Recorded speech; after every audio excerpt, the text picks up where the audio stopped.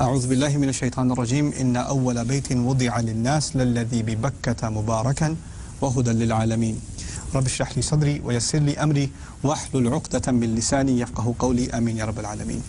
آج کے سیشن کے شروع میں ہی پہلے میں ایک بات دوبارہ دہرا دوں کہ میرا اس سیریز کا مقصد قرآن کی خوبصورتی کو ظاہر کرنا ہے، قرآن کی پرفیکشن، اس کے اکمال تکمیل کو ظاہر کرنا ہے، اور اس بات کا جو ہم بار بار دعویٰ کرتے ہیں کہ قرآن کا ہر لفظ اپنی جگہ پر بالکل صحیح ہے اور اس کو اپنی جگہ سے ہٹایا نہیں جا سکتا، اس کلیم کو تھوڑا ایکسپلور کرنے کی کوشش ہے۔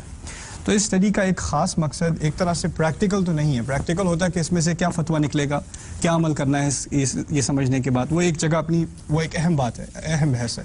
دوسری جگہ ایک اہم بحث یہ ہے کہ کسی چیز کی خوبصورتی کو، کسی چیز کی پرفیکشن کو، کسی چیز کے کمال کو مانا جائے اور اس کو اپریشیٹ کیا جائے، تو یہ اپریشیشن کی بات ہو رہی ہے۔ اچھا، اس سلسلے میں کیونکہ میں نے جب خود سے قرآن پڑھنا شروع کیا اور پہلی جو سورسز میرے پاس جن کی ایکسیس تھی وہ زیادہ تر اکثریت جو تالیف میں نے پڑھی، جو کتابیں پڑھی ہیں، وہ غیر مسلم کی لکھی ہوئی کتابیں ہیں، اور ان کی کتابوں میں زیادہ تر تنقید ہی ہوتی ہے، اور یہ ایک طرح سے تنقید ہی تھی قرآن کی جو پہلے میں نے پڑھی کہ the Quran repeats itself too much، قرآن میں بہت زیادہ ریپیٹیشن ہے، اس کے الفاظ کہا جاتا ہے، مسلمان بڑے کانفیڈنس کے ساتھ یہ دعویٰ کرتے ہیں کہ اس کا ہر لفظ اپنی جگہ پر بالکل اسی طرح رہ سکتا ہے، اپنی جگہ سے ہٹ نہیں سکتا، لیکن ایسی کوئی بات ہے نہیں۔ دیکھو انہوں نے اور مثال بھی دی، مجھے یاد ہے میں نے ایک پیپر میں پڑھی تھی کہ قرآن میں 2 جگہ لفظ استعمال ہوا ہے، ایک جگہ مکہ اور دوسری جگہ بکہ۔ سورہ محمد میں مکہ کا لفظ استعمال ہوا ہے، هو الذی کف ایدیہم عنکم وایدیکم عنہم ببطن مکہ، سورہ محمد کی 24ویں آیت ہے، سورہ نمبر 48 آیت نمبر 24۔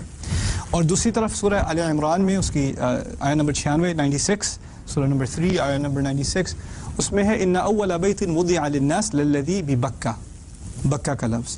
تو دعویٰ یہ کیا گیا کہ دیکھو ایک طرف بکہ ایک طرف مکہ، اور دونوں اسی شہر کے نام ہیں، کسی اور شہر کا تو نام نہیں ہے، تو اگر جس آیت میں بکہ ہے وہاں مکہ کہہ دو اور جہاں مکہ ہے وہاں بکہ کہہ دو، تو بات تو ایک ہی ہے، جگہ تو ایک ہی ہے، مکان تو ایک ہی ہے، تو فرق کیا پڑا؟ یہ کیسے کہہ دیتے ہو کہ ہر لفظ اپنی جگہ پر ہی رکھنا ہے، اس کو اپنی جگہ سے نہیں ہٹا سکتے؟ تو اس کو تھوڑا سا ایکسپلور کرنے کی کوشش کریں گے آج انشاءاللہ تعالی۔ اصل میں بات سمجھنے کی یہ ہے اس شہر کے 2 ناموں کے متعلق کہ شہر کا پرانا نام بکہ تھا، یعنی اس کا قدیم نام ابراہیم علیہ السلام کے زمانے کا نام، جب وہ بلکہ شہر بھی نہیں تھا، ایک علاقہ تھا۔ اس کی قرآن میں جو تشریح ہے، اس کی قرآن میں جو ڈسکرپشن ہے وہ یہ ہے بواد غیر ذی زرع، ایسی وادی جس میں کچھ اگتا نہیں اور کوئی انسان نام کی چیز نہیں۔ اکیلے آئے تھے وہاں پر اور اس جگہ کو دیکھ کے انہوں نے دعا کی تھی، ربنا رب اجعل ھذا بلدا آمنا، اس جگہ کو ایک پرامن شہر بنا دے، یعنی شہر تھا نہیں وہ، بس یہ ویران جگہ ہے، اس کو یا اللہ اس کو شہر بنا دے۔ اچھا، اس جگہ کا اس وقت نام کیا تھا؟ بکہ، بے سے۔ بعد میں کثرت استعمال کی وجہ سے لوگوں نے بہت استعمال کیا یہ لفظ، اور بعد سے یہ میم میں بدل گیا اور لفظ اس کا نیا نام بن گیا مکہ۔ اس طرح سمجھ لیں کہ ابراہیم علیہ السلام کے دور میں یا ان سے پہلے کی بات ہے کہ پرانا نام اس شہر کا بکہ ہوتا تھا، لیکن رسول اللہ صلی اللہ علیہ وسلم کے دور میں، قریش کے دور میں، اب اس کا نام بکہ نہیں، اس کا نام مکہ۔ اچھا، عجیب بات قرآن میں یہ ہے کہ جب پرانے زمانے کی بات ہو رہی ہوتی ہے تو بکہ کا لفظ استعمال ہوتا ہے۔ ان اول بیت وضع للناس للذی ببکہ، سورہ آل عمران کی آیت ہے، پہلا گھر جو انسان کے لیے، اللہ تعالیٰ کی عبادت کے لیے بنایا گیا تھا، رکھا گیا تھا، وہ بکہ کے مقام پر تھا۔ اب جب پہلے بنانے کی بات ہو رہی ہے جب ابراہیم علیہ السلام نے قواعد گھر کے ڈالے، فاؤنڈیشن ڈالی، اسماعیل علیہ السلام کے ساتھ گھر بنا رہے ہیں، یہ اب کی بات ہے یا پرانی بات ہے؟ بات تو پرانی ہے۔ جب پرانے زمانے کی بات ہو رہی ہے تو پرانے زمانے کا لفظ استعمال کرنا چاہیے، اسی لیے بکہ استعمال ہوا ہے۔ یعنی اگر اس آیت میں مکہ استعمال کرتے تو ایک طرح سے تنقید ہوتی کہ نہیں اس وقت تو مکہ تھا ہی نہیں، اس وقت تو یہ لفظ بھی نہیں تھا، اس وقت تو صرف بکہ تھا، تو اسی لیے وہاں پر بکہ کا لفظ استعمال ہوا ہے۔ اچھا، دوسری طرف سورہ محمد میں جو آیت ہے اس میں ذکر ہے کہ رسول صلی اللہ علیہ وسلم کی کچھ یعنی پچھلی تاریخ کا ذکر ہے، اب وہ مدینے میں ہے، سورہ محمد مدنی صورت ہے، وہ مدینے میں آ چکے ہیں اور یہ مدینے کی پہلی صورتوں میں سے ہے۔ اچھا، اب ذکر ہو رہا ہے کہ جب تم لوگ مکے میں تھے، جب صحابہ اور رسول صلی اللہ علیہ وسلم مکے میں تھے، سو هو الذی کف ایدیہم عنکم، وہی اللہ ہے، وہی ہے جس نے ان کے ہاتھ تم پر سے روکے رکھے اور تمہارے ہاتھ ان تک پہنچنے سے روکے رکھے، یعنی لڑائی نہ ہونے دی، جنگ نہ ہونے دی۔ یہ کب کی بات ہے؟ یہ مکی دور کی بات ہے، اور ابھی مدینے موو ہوئے ہیں، تو یہ پرانے زمانے کی بات ہو رہی ہے، ابھی کچھ ریسنٹلی کی بات ہو رہی ہے؟ ابھی جو یعنی رسول سے ابھی کی بات ہو رہی ہے، ابھی مدینے موو ہوئے ہیں، اور ابھی کچھ ہی عرصے پہلے کی بات ہے کہ مکے میں تھے، تو یہ کنٹمپرری بات ہو رہی ہے، اسی وقت کی بات ہو رہی ہے۔ تو یہاں کون سا لفظ استعمال ہونا چاہیے؟ مکہ. تو اسی لیے هو الذی کف ایدیہم عنکم وایدیکم عنہم ببطن مکہ، مکہ کا استعمال. اسی طرح کل سیشن ختم ہونے سے پہلے میں نے آپ سے ذکر کیا تھا کہ مدینہ بھی دو، ایک مدینہ اور دوسرا یثرب. مدینہ کا لفظ قرآن میں 4 دفعہ استعمال ہوا ہے. یثرب کا لفظ، یثرب فا کے ساتھ، 1 مرتبہ استعمال ہوا ہے سورہ احزاب میں. بلکہ سورۃ الاحزاب میں اور جگہ بھی مدینہ ہی استعمال ہوا ہے، صرف 1 مرتبہ قرآن میں یثرب کا ذکر ہے.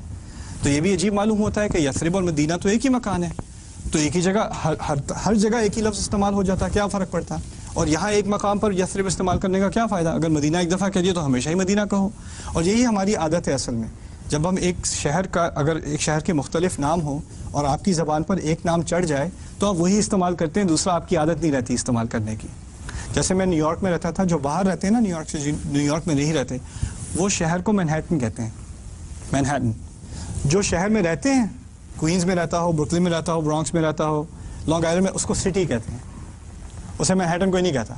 اور کوئی اگر آ کے کہے نا I am going to Manhattan, پتہ چل جاتا ہے یہ باہر سے آیا ہوا ہے، کیونکہ اندر شہر میں رہنے والا کوئی اس کو مینہٹن نہیں کہتا، اس کو the city, that's what we call it. سمجھ رہے ہیں نا؟ تو اگر ایک دفعہ آپ کی زبان پر ایک لفظ چڑھ جائے، اس کی عادت آپ کو پڑ جائے، تو آپ وہی لفظ استعمال کریں گے، دوسرا لفظ آپ کی عادت نہیں رہے گی استعمال کرنے کی. تو پھر یہ ایک اور کیوریس سی بات بن جاتی ہے کہ قرآن میں ایک دفعہ ہر جگہ اس کو مدینہ مدینہ مدینہ، 4 مرتبہ مدینہ، اسی صورت میں ملٹیپل دفعہ مدینہ، 2 دفعہ اور مدینہ، پھر ایک دفعہ اس کو یثرب کیوں کہا؟ سمجھنے کی بات یہ ہے کہ مدینہ کا لفظ اصل میں عربی میں جنیرک قسم کا ہے، عام لفظ ہے، اس کا تعلق کسی خاص مکان سے نہیں ہے. مدینہ کا لفظ اگر ڈکشنری میں دیکھیں تو مدینہ کے معنی ہیں شہر، مدینہ کے معنی ہیں شہر. اچھا، مدینہ کا لفظ اصل میں شارٹ ہے، اس کا پورا نام تھا مدینۃ النبی. مدینۃ النبی یعنی نبی کا شہر. اور یہ لقب شہر کو اس وقت دیا گیا جب رسول صلی اللہ علیہ وسلم وہاں پر ہجرت کر کے گئے، وہاں کے ایک طرح سے گورنر بن گئے. یہود کے اور نصارہ کے تمام قبیلوں نے ان کو ڈی فیکٹو گورنر، رولر مان لیا. یہاں تک کہ ان کے بھی اگر آپس میں اختلافات ہوتے تو وہ رسول کے پاس آتے صلی اللہ علیہ وسلم. اسی لیے یہ ان کا شہر ہو گیا، اسی لیے اسے مدینۃ النبی کہا جاتا ہے. مدینۃ النبی سے چھوٹا کر کے کیا بن گیا؟ المدینہ. المدینہ یعنی المدینہ از شورٹ فار مدینۃ النبی، اصل ٹرم ہے مدینۃ النبی. یہ بہت اہم چیز ہے. اصل میں مدینہ کا لفظ وہ استعمال کرے گا جو رسول صلی اللہ علیہ وسلم کو گورنر مان چکا. یہ بات ہے اصل میں، جس نے رسول صلی اللہ علیہ وسلم کی حاکمیت مان لی. رسول صلی اللہ علیہ وسلم کے آنے کے بعد آ تو گئے ہیں، گورنر تو بن گئے ہیں، حاکمیت تو ہے، قوت تو ہے، لیکن اس نے دل سے نہیں مانی بات. اس کے دل میں ابھی بھی ذرا احتجاج ہے کہ ان کو کیوں اقتدار مل گیا، ان کے پاس کیوں گورنرشپ آ گئی، میرے پاس کیوں نہیں آئی. اصل میں یہ معاملہ عبداللہ ابن ابی اور اس کے کچھ ساتھیوں کا ہے. یہ منافقون میں شمار ہوتے تھے. اس کو تو مدینے کا بادشاہ اس کو قرار دینے والے تھے. اس کا تخت بھی تیار ہو چکا تھا. جب رسول صلی اللہ علیہ وسلم مدینے آئے ہیں، اس کی تمام الیکشن کیمپین اور تمام اس کی انوگریشن سیریمونی سب کینسل ہو گئی اور ان کی جگہ اب رسول صلی اللہ علیہ وسلم کو لگا دیا گیا. اب وہ بالکل ایک طرح سے ارریلیونٹ ہو گیا انسان. پولیٹیشین تھا، سیاستدان تھا، ارریلیونٹ ہو گیا. تو اس کو تو پھر کھجلی ہوتی ہے کہ میں کسی طرح پبلک آئی میں تو رہوں. تو اس نے کھل کر اسلام کا دعویٰ کر دیا کہ میں بھی مسلمان ہوں. اب مسلمان وہ اس لیے ہوا تھا اور اس کے ساتھی اس لیے ہوئے تھے کہ اگر مسلمان نہ ہوتے تو وننگ پارٹی کے ساتھ نہ ہوتے. اگر آپ نے سیاست میں رہنا ہے you have to be with the winning party. تو اس کا یہ سیاسی موو تھا کہ وہ مسلمان ہوا. اچھا، ہوتا یہ تھا کہ وہ جب جنگ کرنے کی بات آتی تھی تو نہیں آتا تھا. جنگ کے بعد اگر کوئی رسول صلی اللہ علیہ وسلم نے فجر کی نماز کے بعد کچھ تھوڑا سا آواز دینا ہے، کوئی جمعہ کا خطبہ دینا ہے، کوئی عشاء کی نماز کے بعد کچھ خطاب کرنا ہے رسول صلی اللہ علیہ وسلم نے، تو ان کے کھڑے ہونے سے پہلے خود کھڑا ہو جاتا تھا، کہتا تھا لوگوں یہ اللہ کے نبی ہیں، غور سے بات سننا، پھر بیٹھ جاتا تھا. اب تمام جو بیٹھے ہیں صحابہ، مہاجرون اور انصار، ان کو اچھی طرح پتہ ہے کہ وہ اللہ کے نبی ہیں اور کسی کو اس اناؤنسمنٹ کی ضرورت نہیں تھی. اصل ضرورت اسے تھی مائک پکڑنے کی، کیونکہ سیاستدان اگر پبلک آئی میں نہ ہو، وہ بار بار اپنے آپ کو ظاہر نہ کرے تو لوگوں سے بھول جائیں گے. تو اس کی یہ ایک طرح سے اس کی ایک ٹیکٹک تھی. اچھا، اب اس کو بھی ظاہر یہ کرنا تھا کہ اس کی تمام لائلٹیز، اس کی تمام وفاداری نبی کے ساتھ ہے، مسلمانوں کے ساتھ ہے. اور وفاداری کا اظہار کرنے کے لیے کون سا لفظ استعمال ہوتا ہے؟ مدینے کا لفظ استعمال ہوتا ہے، کیونکہ مدینہ کس چیز کے لیے شارٹ ہے؟ مدینۃ النبی. اسی لیے سورہ منافقون میں، سورہ منافقون نفاق کیا ہے کہ اوپر سے تو انسان ایمان کا دعویٰ کرے، اندر سے جو کچھ بھی فساد ہو، فسوق ہو، وہ اندر ہی اندر ہے. ٹھیک ہے نا؟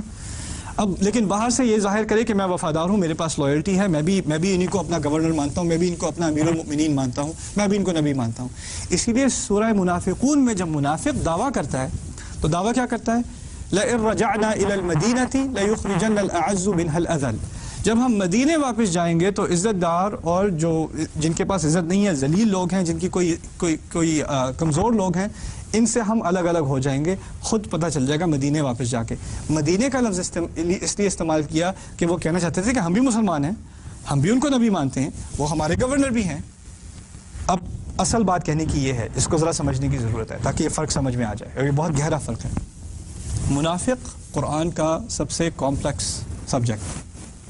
منافق کے بارے میں جتنی بات قرآن میں ہوئی ہے اور جتنی گہری بات ہوئی ہے، جتنی علامات اور جتنی یعنی مثالوں کو دے کر بات ہوئی ہے، اور کسی سبجیکٹ پہ اس طرح بات نہیں ہوئی.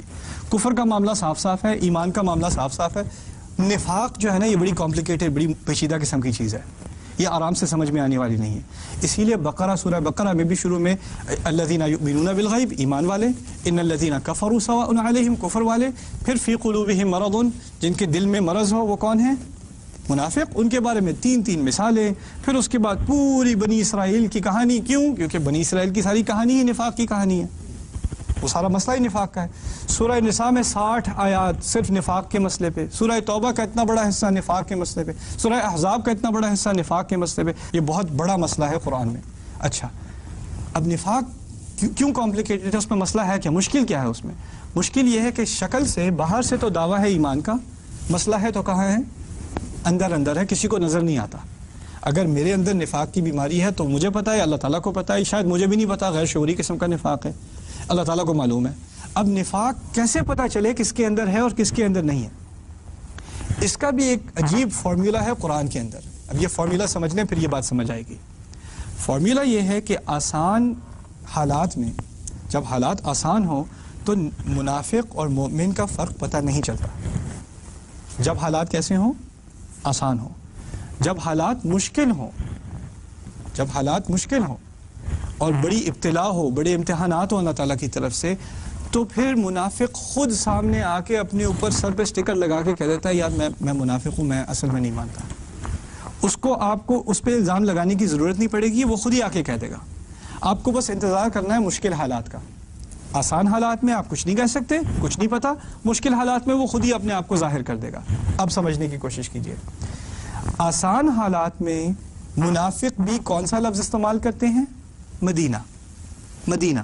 کیوں استعمال کرتے ہیں؟ کہ مدینہ سے پتہ چلتا ہے کہ ان کی وفاداری بھی رسول سے ہے صلی اللہ علیہ وسلم. اچھا، اب آئیے سورۃ الاحزاب کی آیت میں جس میں یثرب کا لفظ استعمال ہے. یثرب پورے مدینہ کا شہر گھرا ہوا ہے. مکے والوں نے اب معاہدہ کیا ہے کافی دوسرے قبیلوں سے، یار تم سب مل کے ہمارے ساتھ ایک مرتبہ حملہ کرو اور اس اسلام کا مسئلہ کھڑا ہوا ہے اس کو ختم کرو. ابھی تو ان کا جھگڑا ہمارے ساتھ ہے، مکے والوں کے ساتھ ہے، لیکن اگر یہ ہم سے جیت گئے پھر تمہاری شامت آئے گی. اس شامت آنے سے پہلے ایسا کرتے ہیں، ہم اپنی ایک یونائٹڈ نیشنز یا یونائٹڈ ٹرائبز فارم کر کے ایک دفعہ میں ہی حملہ کرتے ہیں اور یہ سارا مسئلہ ختم کر دیتے ہیں. چلو اکٹھے مدینہ پہ حملہ کرتے ہیں. اچھا، مختلف قبائل مکے والوں کے ساتھ کنونس ہو کے مدینہ پہ حملہ کرنے کو تیار ہیں. کچھ سامنے سے آ رہے ہیں، کچھ پیچھے سے آ رہے ہیں، یعنی مدینہ کا اگلا بارڈر اور مدینہ کا پچھلا بارڈر دونوں خطرے میں ہیں. اس طرح بھی سمجھ لیں کہ چاروں طرف سے خطرے میں ہیں. اچھا، وہ ایک واحد تجویز جو ہے جو سلمان الفارسی رضی اللہ تعالیٰ عنہ کی جس کے بارے میں آپ نے پڑھا ہوگا، اسی لیے اس جنگ کو غزوہ خندق کہا جاتا ہے کہ ایک خندق کھودی گئی، ایک ڈچ بنایا گیا تاکہ اس کو لوگ آگے کراس نہ کر سکیں، گھوڑے نہ گزر سکیں، اونٹ نہ گزر سکیں، اور نیچے سے اتر کے آنا پڑے. تو لوگ اب وہ آرمی باہر ہے اور ہم اندر پھنسے ہوئے مدینے کے. اچھا، جب ہم اندر پھنسے ہوئے مدینے کے تو پوری اکنامک ایکٹیویٹی باہر سے جو ہوتی ہے وہ بند. ایک طرح سے بوائیکاٹ، کرفیو ہو گیا ہے مدینہ کے اندر. جو کھانا ہے وہ ہے، باہر نہیں جا سکتے. یہاں تک کہ روایات ہیں کہ لوگ اپنے آپ کو ریلیف کرنے جاتے تھے تو شہر میں پرانے زمانے میں باتھ روم وغیرہ تو تھے نہیں، لوگ باہر جاتے تھے شہر کے کوئی ویران جگہ پہ، وہاں جا کے فارغ ہو کے آتے تھے. وہاں بھی جاتے تھے تو نیزے پھینکتے تھے ان پہ. تو اتنا مسئلہ ہو گیا تھا. اب مدینے کے اندر مختلف پاپولیشنز ہیں. مدینے کے اندر مسلمان ہیں، مدینے کے اندر یہودی بھی ہیں، نصرانی بھی ہیں، اور منافق بھی ہیں جو مسلمان کے بھید میں ہیں. اچھا، اب منافق نے کہا یار ہم تو مسلمان پارٹی میں اس لیے شامل ہوئے تھے کہ پتہ چلتا ہے کہ یہ قریش سے بھی ٹکر لینے کو تیار ہیں، ان لوگوں نے تو پورا عرب فتح کر لینا ہے، اگر اس پارٹی کے ساتھ رہے تو بڑی دولت ملے گی، بڑا کچھ ملے گا. اب تو وہ وعدے پتلے معلوم ہوتے ہیں. دیکھو ذرا کیا حال ہو گیا ہے. اب تو ہم اپنے آپ کو باہر بھی تھوڑا سا باہر بھی لے کے جاؤ تو نیزے پھینکتے ہیں ہم پہ. تلواروں کا خوف ہے، اب تو کھانے کو کچھ نہیں بچا، یہ لوگ تو اندر آ کے ہم سب کو قتل کر دیں گے. اس مشکل حالت میں کیا الفاظ نکلے منافق کے منہ سے؟ یا اہل یثرب لا مقام لکم فرجعوا، یثرب کے لوگوں اب تو کوئی جگہ نہیں بچی، چلو واپس آ جاؤ. واپس آ جاؤ کیا مطلب؟ واپس اس کو یثرب بنا دو، مدینہ کا چکر چھوڑو، مدینہ والی بات چھوڑو، وہ ایکسپیریمنٹ فیل ہو چکا ہے، اب اس چکر میں پڑھنے کی کوئی ضرورت نہیں ہے، اب واپس اس کو یثرب ہی بنا دو. یثرب کا لفظ استعمال کرنے سے ہی یہ بات ظاہر ہو گئی کہ ان لوگوں کو رسول صلی اللہ علیہ وسلم کے ساتھ وفاداری نہیں ہے. ان کو منافق کہنے کی ضرورت نہیں پڑی، بس یثرب کے استعمال سے ان کا نفاق ظاہر ہو گیا، صرف اس لفظ کے استعمال سے. اسی لیے کہہ رہا ہوں کہ قرآن کا لفظ جب اپنی جگہ پر ہوتا ہے اور اس کو آپ غور سے پڑھیں، غور سے سمجھیں، تو ایسی حکمت نکلتی ہے کہ انسان حیران رہ جاتا ہے اللہ تعالیٰ نے کیسے ان لوگوں کو ایکسپوز کیا ہے، کیسے سیرت کی حکمتیں ہمارے سامنے ظاہر کی ہیں. اسی طرح آج تک ہمارا مسئلہ یہی ہوگا، جب لوگ نفاق جب مشکل حالات میں ہوں گے نا، تو فوراً ایسی باتیں دین کے خلاف بھی کرنے کو تیار ہو جائیں گے جو پہلے نہیں کرتے تھے. لیکن جب ایک طرح سے پولیٹیکل ٹائڈ ہو، ایک طرح سے ٹرینڈ ہو سوسائٹی میں، ہر کوئی دین کی تنقید کر رہا ہے، اگر آپ نے اس کراؤڈ کے ساتھ اپنی سپیس بنانی ہے تو آپ کو بھی کچھ الٹی سیدھی باتیں تو کرنی پڑیں گی، اور لوگ کرنے کو تیار ہو جاتے ہیں، بڑی آسانی سے کرنے کو تیار ہو جاتے ہیں.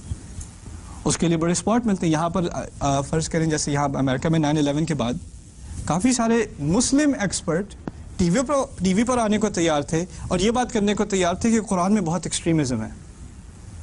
اور یہ وہی لوگ ہیں جو ہمارے ساتھ عید کی نماز بھی پڑھتے ہیں، ہمارے ساتھ مسجدوں میں بھی کبھی کبھار جمعے بھی تشریف لے آتے ہیں. یہ وہ حضرات ہیں جن کو انٹلیکچوئل مانا جاتا ہے ہمارے سرکلز میں. لیکن جب ایک طرح سے اپرچونٹی کھلی کہ CNN پہ انٹرویو ملے گا، فاکس پہ انٹرویو ملے گا، تو پھر it's easy to sell your soul, it's easy. اور پھر تو دیس مسلم یہ سب ایکسٹریم ہے، ان کو یہ ایکسپرٹ ہے، اس کو بولنے کا موقع دو. اور جو صحیح بات کر بھی سکے مسلمانوں کے بہاف پہ، اس کو تو موقع ہی نہ دو نا. تو یہ مسئلہ اب تک کھڑا رہے گا، سبحان اللہ. اور یہ اس تمام کی حکمت صرف 2 الفاظ کے فرق سے، مدینہ اور یثرب کے فرق سے. بارک اللہ لی ولکم فی القرآن الحکیم ونفعنی وإیاکم بالآیات والذکر الحکیم. والسلام.